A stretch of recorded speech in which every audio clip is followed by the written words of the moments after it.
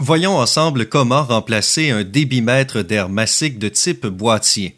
Notre véhicule aujourd'hui est un Yukon Denali de GMC équipé d'un moteur de 6,2 litres. Comme on peut le voir, le vieux débitmètre d'air massique ici est un modèle complet de type boîtier et on a le débitmètre d'air massique neuf juste ici. Il n'est pas réusiné.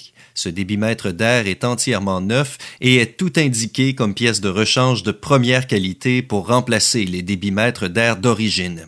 Il est conçu pour transmettre au module de commande du moteur les paramètres de débit d'air appropriés pour que les gaz d'échappement se consument le plus proprement possible et que le moteur tourne rondement.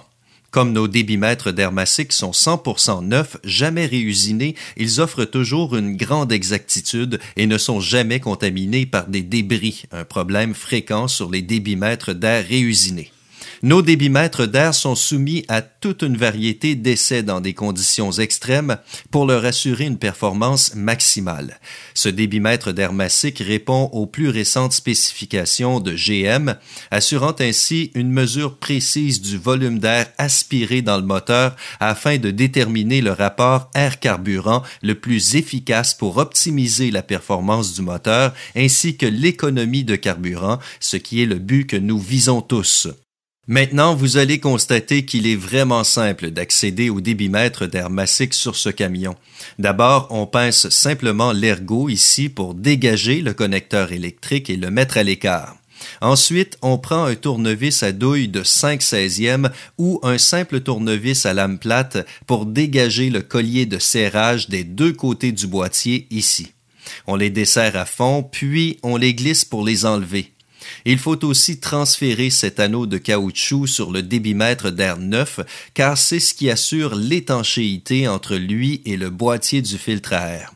Comme vous le voyez, c'est tout simple, on est déjà prêt à installer le débitmètre d'air massique neuf, donc on transfère la pièce de caoutchouc sur celui-ci.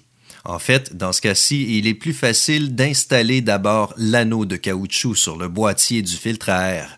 On aligne les pattes de blocage correctement. Il faut porter attention aux flèches ici, car l'air doit circuler dans le même sens que celle-ci. Si on installe à l'envers, la lecture du débit d'air sera incorrecte. Donc, il faut s'assurer que la flèche pointe vers le moteur. Il suffit de le glisser en place en s'assurant qu'il s'ajuste bien dans le boîtier du filtre à air. On remet le soufflet en place, on aligne nos pattes de blocage, on rebranche le connecteur électrique et il ne reste qu'à resserrer les colliers de serrage. Une toute dernière chose à faire serait de remplacer le filtre à air ou la cartouche filtrante elle-même. Il faut s'assurer d'installer une cartouche de bonne qualité. Un filtre de moins bonne qualité laissera passer de minuscules fibres qui, en retour, contamineront les éléments de détection du débitmètre d'air massique. Ces éléments doivent rester très propres pour assurer une performance optimale.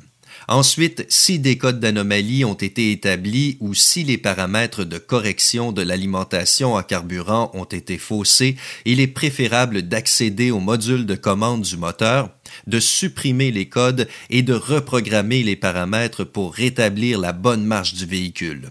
À nouveau, l'utilisation d'un débitmètre d'air neuf assure une performance optimale, mais bien souvent, les gens se contentent de les nettoyer, ce qui rétablit de 80 à 90% leur bon fonctionnement pour un certain temps, mais rien n'égale un débitmètre d'air neuf. J'espère que vous avez bien compris les avantages d'installer un débitmètre d'air massique neuf et que vous avez pu constater à quel point il est facile de remplacer une unité complète de type boîtier.